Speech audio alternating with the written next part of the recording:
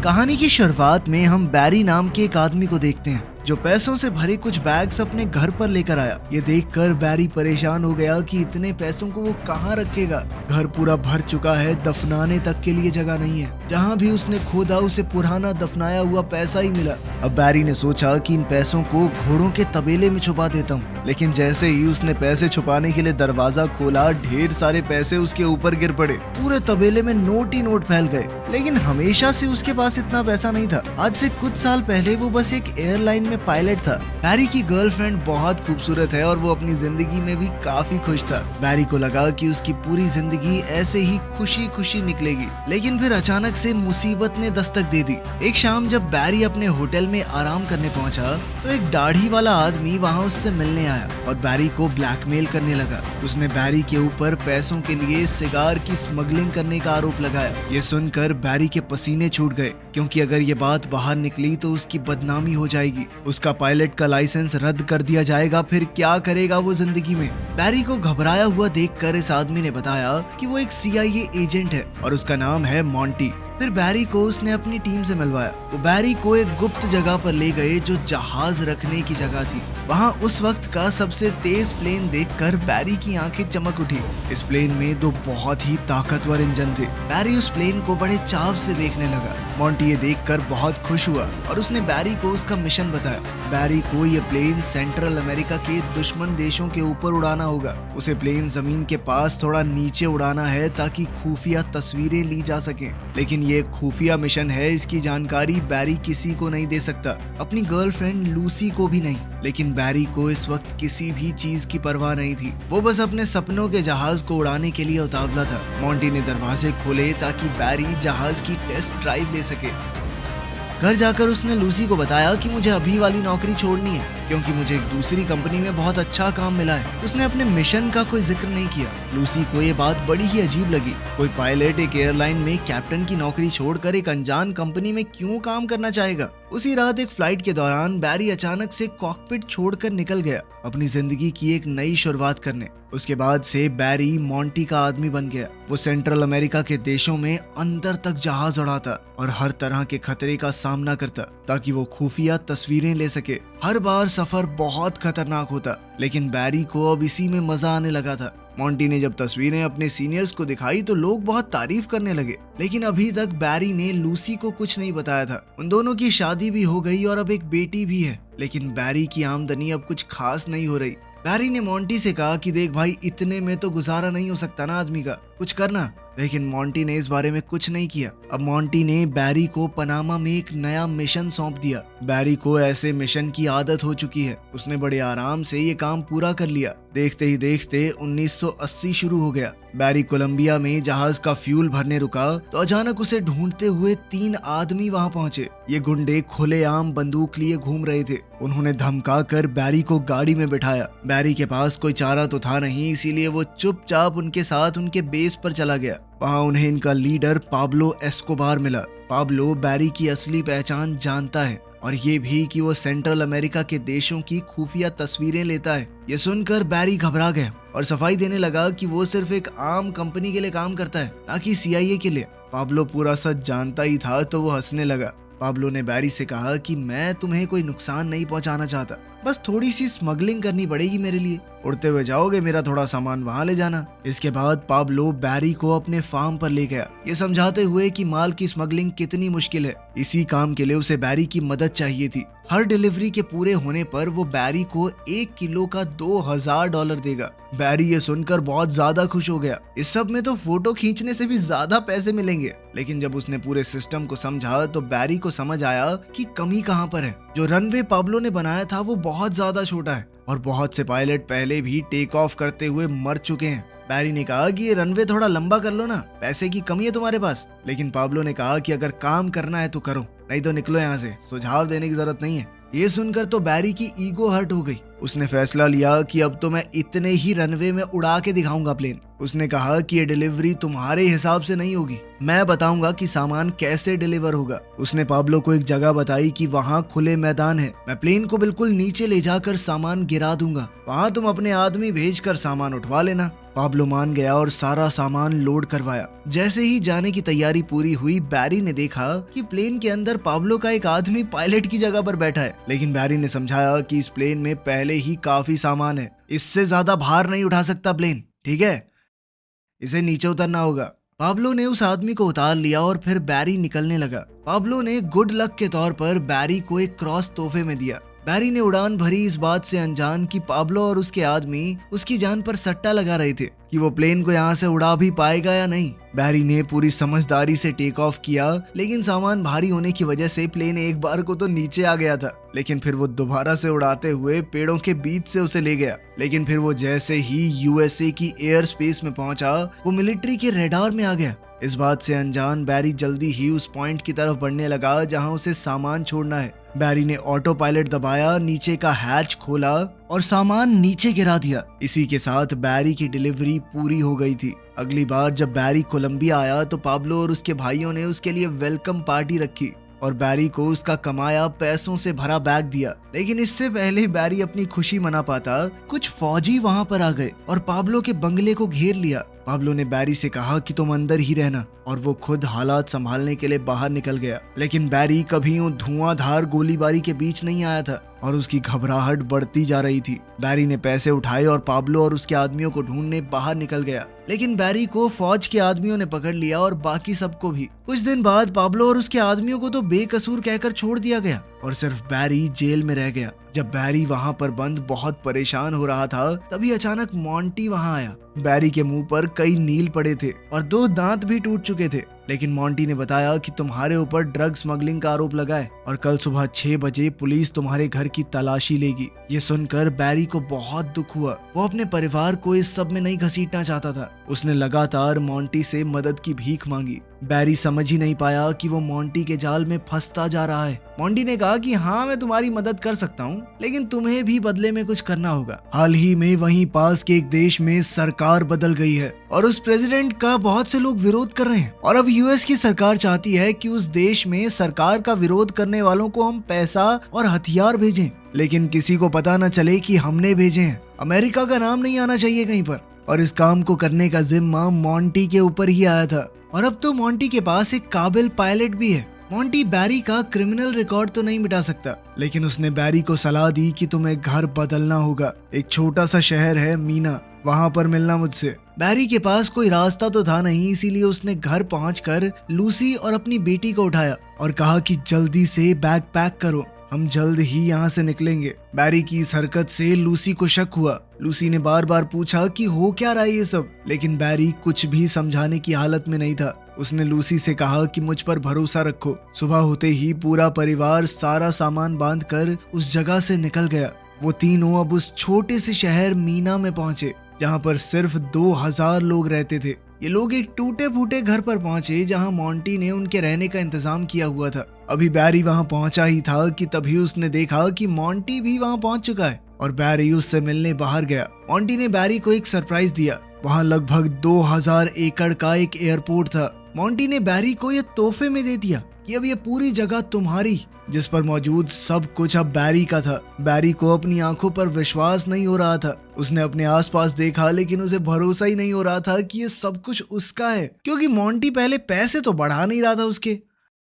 Monty ने एक लकड़ी का क्रेट खोला जिसके अंदर AK-47 भरी पड़ी थी और बैरी का काम है इन हथियारों को उस देश तक पहुंचाना। मॉन्टी ने बैरी को एक मैप दिया जिससे वहां जाना आसान रहेगा। उसमें यह भी बताया गया था कि कहां कहां फौजी तैनात हैं। इस मैप की मदद से बैरी सबको चकमा दे सकता है। सिर्फ यही नहीं, मॉन्टी ने बैरी को पैसों का एक बैग भी दिया जो पाब्लो के घर से मिलिट्री ने बरामद किया था। अब बैरी के पास मॉन्टी को मना करने की कोई वजह नहीं थी। बैरी जानता था कि अब तो लूसी को सब कुछ बताने का वक्त आ गया है। लूसी बहुत गुस्से में थी क्योंकि वो उसे एक अच्छे शहर से 2000 लोगों के बीच गांव में ले आया है। यहाँ पर उसके घर में कुछ भी नहीं था, ना टीवी ना वॉशिंग मशीन। कैसे पालेगी वो अपनी बच्ची को? लेकिन फिर बैरी ने उसे सच बताते हुए पैसों से भरा बैग थमा दिया। उसने कहा कि इससे आ जाएगी वॉशिंग मशीन। उसने इधर उधर नोट फेंक कर बताया कि इन पैसों से हम कुछ भी खरीद सकते हैं, जिसके बाद लूसी एकदम शांत हो गई। अब साल 1981 में बैरी ने हथियारों का ट्रांसपोर्ट करना शुरू किया।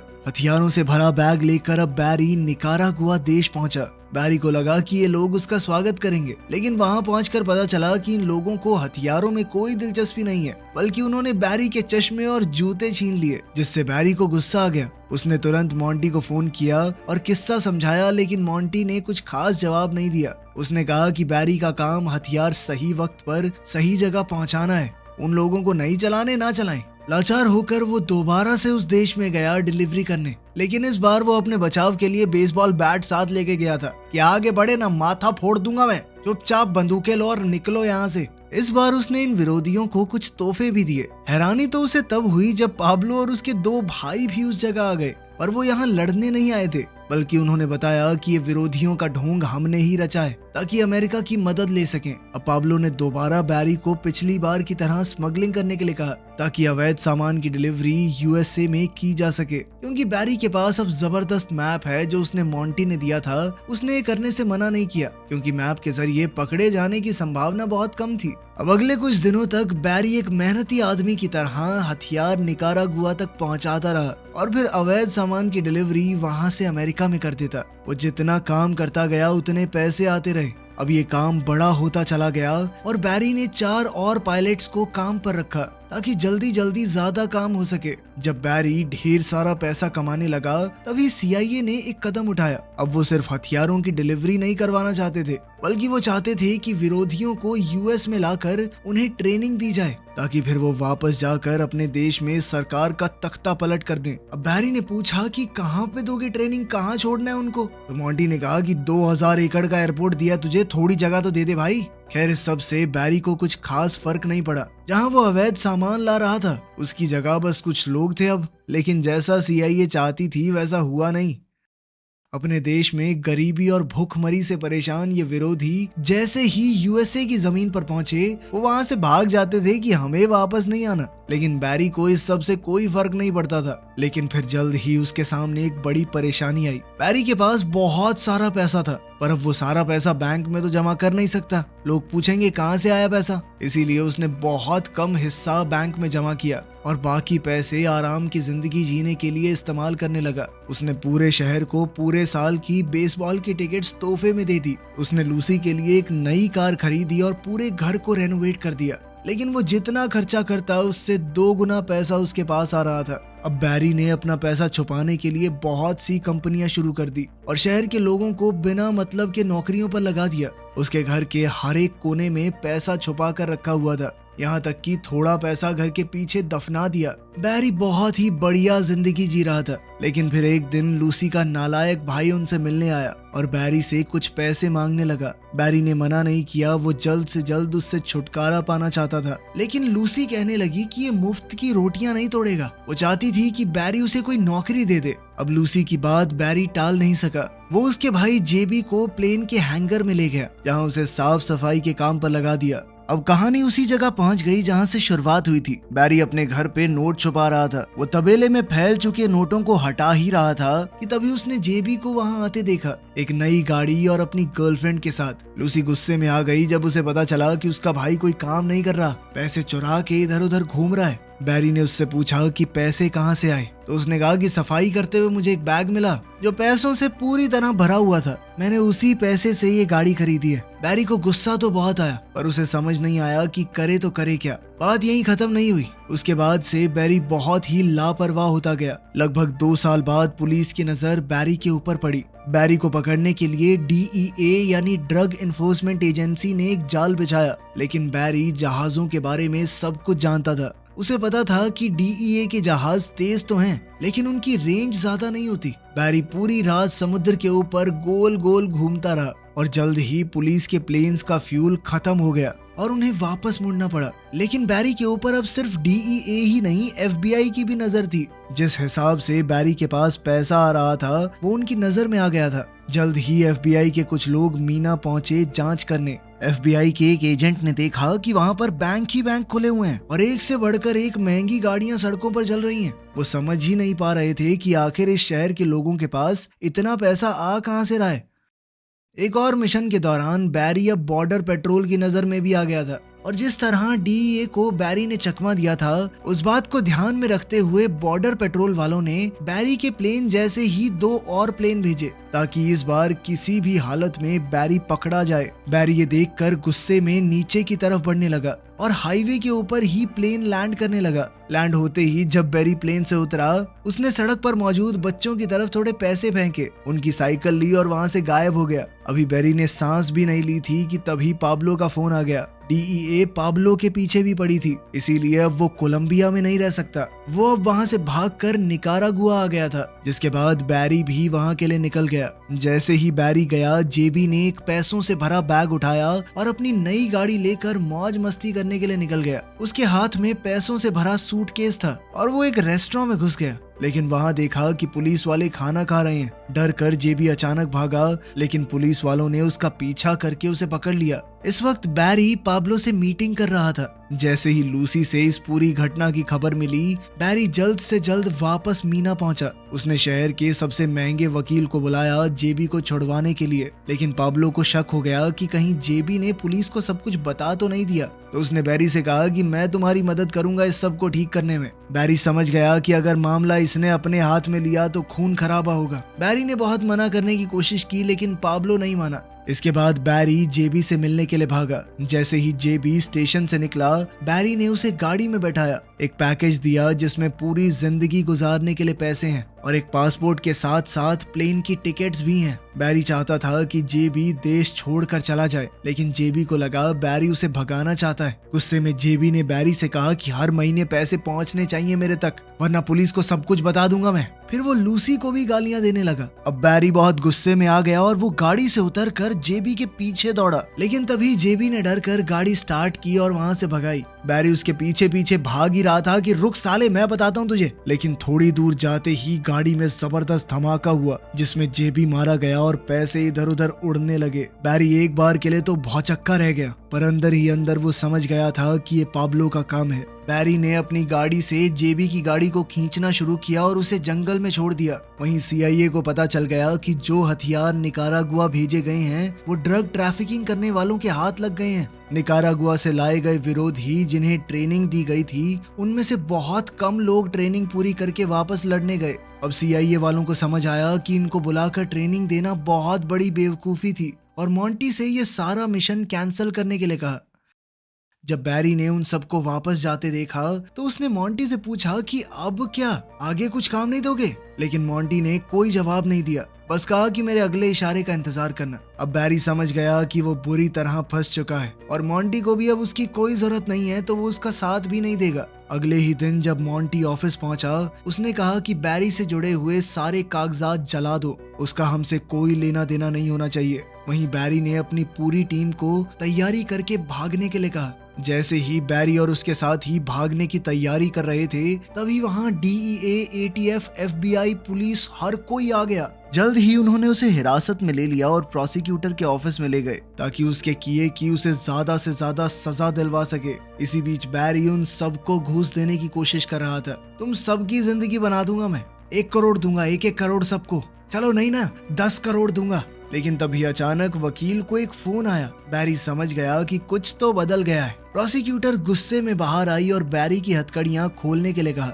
और उस एक फोन ने बैरी को आजाद कर दिया। जैसे ही वो बाहर निकला, सूट में 2 आदमी उसे गाड़ी में बैठाकर ले गए। बैरी को लगा कि ये मोंटी के आदमी है, लेकिन उसे वहां से डायरेक्ट एयरपोर्ट ले जाया गया और वहां से सीधा बैरी पहुंचा व्हाइट हाउस में। अब बैरी को प्रेसिडेंट से मिलना था तो वो काफी घबराया हुआ था। वो समझ नहीं पा रहा था कि उसे यहाँ क्यों लाया गया है। सीआईए के डायरेक्टर और आर्मी कर्नल ने यह फैसला लिया कि बैरी एक आखिरी बार पाब्लो से डील करेगा ताकि इस मौके का फायदा उठाकर पाब्लो की खुफिया तस्वीरें ली जा सकें। ये ऐसे सबूत होंगे जिन्हें झुकलाया नहीं जा सकेगा। बैरी ये काम करने को तैयार तो हो गया, लेकिन वो बहुत घबरा रहा था।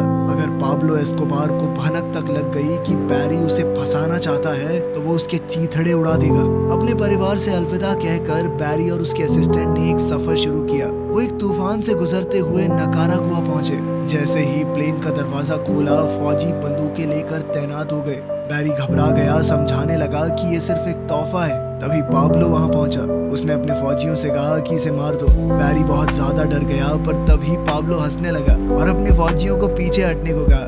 पाब्लो का मजाक करने का अलग ही तरीका था। अब बैरी ने थोड़ा शांत होकर पाब्लो और उसके साथियों को सारे हथियार दिए। बैरी के साथी ने चुपके से खुफिया कैमरा चालू किया, जिससे पाब्लो और उसके साथियों के चेहरे साफ रिकॉर्ड हो गए। अब पुलिस के पास उनके खिलाफ ठोस सबूत आ गए थे। डायरेक्टर ने खुश होकर सबके लिए पार्टी रखी। बैरी ने अपना एक खतरनाक मिशन पूरा कर दिया था, लेकिन फिर एक दिन सरकार ने अपना वादा तोड़कर टीवी पर उसके चेहरे वाली फोटोज साफ साफ दिखा दी। दिखाना तो वो पाब्लो को चाहते थे, लेकिन पाब्लो के पास क्या टीवी नहीं था। अब उसे भी पता चल गया था कि बैरी ने उसे धोखा दिया है। उसने जल्द ही अपने कुछ गुंडों को भेजा बदला लेने के लिए। लेकिन बात यहीं खत्म नहीं हुई। सरकार पूरी तरह पलट गई। उन्होंने बैरी पर स्मगलिंग के आरोप लगाए, इसलिए एफबीआई ने उसका सारा पैसा, सारी प्रॉपर्टी जब्त कर ली। उसका सब कुछ जब्त होने से एक रात पहले बैरी ने किसी तरह अपनी पत्नी लूसी को सारी ज्वेलरी पहनाकर वहां से भाग जाने को कहा, क्योंकि जो चीज उन्होंने पहनी होगी वो कोई जब्त नहीं कर पाएगा। लूसी अपने पति को छोड़कर जाना तो नहीं चाहती थी, पर वो समझ चुकी थी कि अब कोई चारा नहीं। अपने बच्चों के लिए उसे ये सब करना ही होगा। अगले दिन एफबीआई ने बैरी का पूरा घर उलट पुलट दिया। बैरी समझ गया था कि अब उसके हाथ में कुछ नहीं रहा, ना उसका परिवार और ना ही पैसे। धीरे धीरे मामला शांत होने लगा और बैरी की सजा भी बहुत कम कर दी गई। वो जानता था कि पाब्लो उसे आसानी से छोड़ने वाला तो है नहीं। वो हर रात होटल का कमरा बदलता रहता। इस तरह डर डर के वो कुछ साल जिंदा रहा, लेकिन फिर एक दिन एक गुंडे ने उसे गाड़ी में ही गोली मार दी। तो आपके हिसाब से बैरी के साथ सही हुआ या गलत? कमेंट्स में जरूर बताना। मिलते हैं अगली वीडियो में।